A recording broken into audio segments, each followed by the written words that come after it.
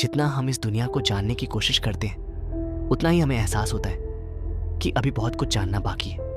विज्ञान ने धरती की गहराइयों से लेकर पृथ्वी के बाहर तक ऐसी ऐसी अद्भुत खोजें की हैं जिनकी कभी कल्पना भी मुश्किल थी।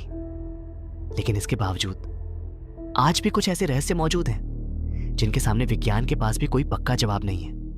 और आज की कहानी ऐसे ही एक रहस्य की है। साल था 1912। इटली में एक rare book dealer Wilfred Voynich पुरानी और दुर्लभ किताबों की एक कलेक्शन को देख रहा था। तभी उसकी नजर एक ऐसी मैन्युस्क्रिप्ट पर पड़ी जिसके पन्नों पर लिखी हुई भाषा उसे बिल्कुल अनजान लगी। पन्नों पर अजीब सिंबल्स थे, अनोखे पौधों के चित्र थे और कुछ ऐसे डायग्राम्स जिनका मतलब समझना आसान नहीं था। उन्हें शायद तब अंदाजा भी नहीं था कि उनके हाथ लगी ये मैन्युस्क्रिप्ट आने वाली एक सदी से भी ज्यादा समय तक दुनिया की सबसे रहस्यमयी किताबों में से एक बनी रहेगी। आज इसे वॉयनिच मैन्युस्क्रिप्ट के नाम से जाना जाता है। वॉयनिच मैन्युस्क्रिप्ट की कहानी 1912 से शुरू नहीं होती। इसके पन्ने लगभग 15वीं सदी के हैं, यानी आज से करीब 600 साल पहले किसी ने इसे लिखा था। लेकिन उस समय के लेखक ने अपना नाम नहीं लिखा, न ही मैन्युस्क्रिप्ट में इसे लिखे जाने की कोई साफ जानकारी दी। सदियां गुजरती गईं, किताब अलग अलग हाथों से गुजरती रही और आखिरकार 1912 में यह विल्फ्रेड वॉयनिच तक पहुंची। वॉयनिच एक रेयर बुक डीलर थे। उन्होंने इस मैन्युस्क्रिप्ट को इटली में मौजूद जेसुइट कलेक्शन से हासिल किया। वॉयनिच मैन्युस्क्रिप्ट लगभग 240 वेलम फोलियोस पर बनी हुई है।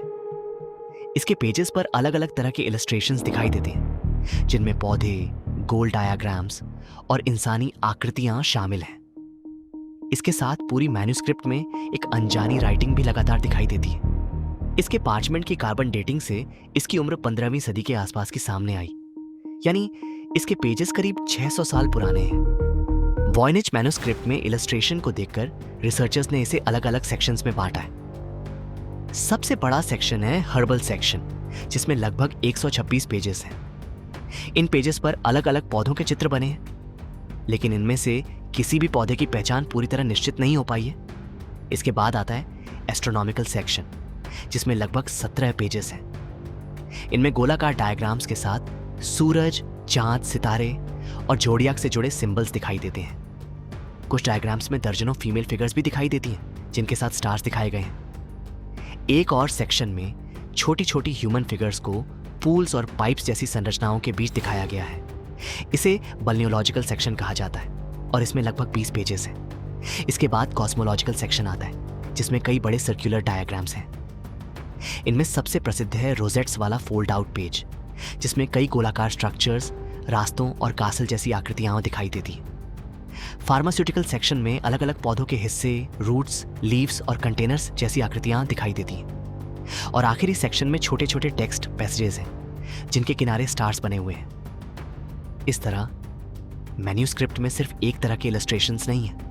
पौधे, astronomical diagrams, human figures, circular maps और फार्मास्यूटिकल ड्राइंग्स, हर सेक्शन का अपना अलग स्टाइल दिखाई देता है।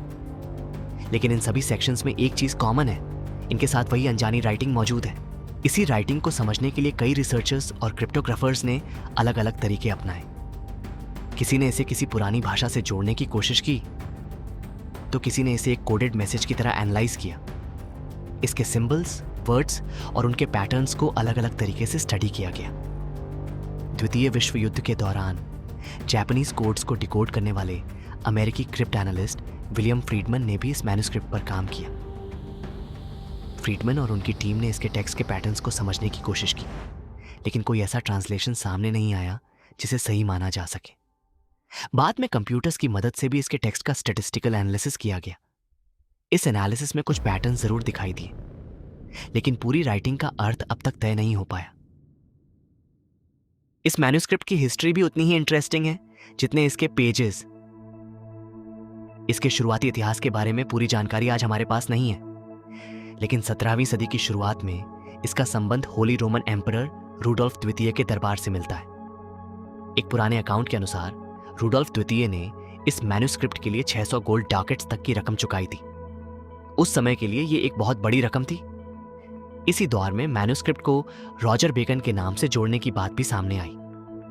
रॉजर बेकन 13वीं सदी के इंग्लिश स्कॉलर, फिलोसोफर और फ्रांसिस्कन फ्रायर थे। उन्होंने मैथमेटिक्स, ऑप्टिक्स और नेचुरल साइंसेस जैसे सब्जेक्ट्स पर काम किया था। मैन्युस्क्रिप्ट के पहले पेज पर एक बहुत फेंट इंस्क्रिप्शन भी दिखाई देती है। इस इंस्क्रिप्शन को जैकबस होर्चिकी डी टेपेनेक के नाम से जोड़ा गया है। वह रुडोल्फ द्वितीय के कोर्ट से जुड़े फार्मासिस्ट और केमिस्ट थे। इसके बाद मैन्युस्क्रिप्ट जोहानस मार्कस मार्सी तक पहुंची। 1665 में मार्सी ने इसे रोम के जेजुइट स्कॉलर एथेनेसियस कर्चर को भेजा। इसके साथ एक लेटर भी था जिसमें मैन्युस्क्रिप्ट को रॉजर बेकन से जोड़ने वाली पुरानी बात का उल्लेख किया गया था। कर्चर के बाद मैन्युस्क्रिप्ट की हिस्ट्री में एक लंबा गैप दिखाई देता है। कई वर्षों तक इसके बारे में बहुत कम जानकारी मिलती है। फिर 20वीं सदी की शुरुआत में यह इटली की जेसुइट कलेक्शन में पहुंची और 1912 में विल्फ्रेड वॉयनिच ने इसे हासिल किया। यहीं से इस मैन्युस्क्रिप्ट की मॉडर्न स्टोरी शुरू होती है। लेकिन रिसर्चर्स के बीच सिर्फ एक ही थ्योरी नहीं थी।